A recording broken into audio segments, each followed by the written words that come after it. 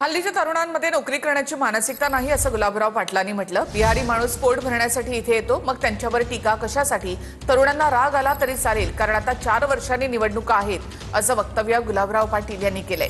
तर सत्तेच्या लाचारीसाठी मराठी माणसाला दुय्यम समजू नका असा पलटवार यावर अविनाश अभ्यंकर यांनी केलाय।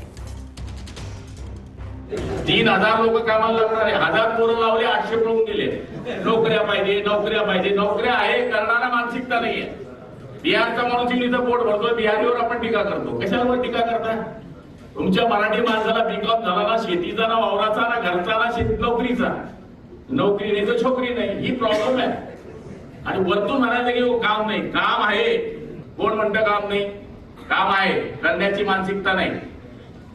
म्हणजे तरुणांना राग आला तर आला, अजून 4 वर्षांनी इलेक्शन आहे, तेव्हा पाहू। काम करण्याची मानसिकता ठेवा, चोरीपासून शरण ठेवायची माणसाने। सन्मान्य गुलाबरावांना एवढंच म्हणणं आहे की आपण त्याच मराठी माणसाच्या जीवावर गेली अनेक वर्ष जिंकत आहात। इतकं मराठी माणसाला दुय्यम समजू नका, सत्तेच्या लाचारी करता। आणि तुम्ही सत्तेत आलेला आहात ते तुमचं कर्तृत्व महाराष्ट्राने 40 लोकांचं पाहिलेलं आहे।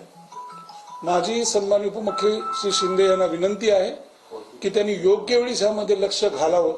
कारण ठीक आहे, तुम्ही आज सत्तेत आहात, परंतु सत्तेचा अमरपट्टा कोणी घेऊन येत नाही। तुम्ही जर मराठी माणसाला दुय्यम दर्जा द्यायचा प्रयत्न केला किंवा मराठी मुलं काम करत नाही असं जर म्हणालात तर याचे परिणाम हे तुम्हाला नक्की महाराष्ट्राची जनता दाखवल्याशिवाय राहणार नाही।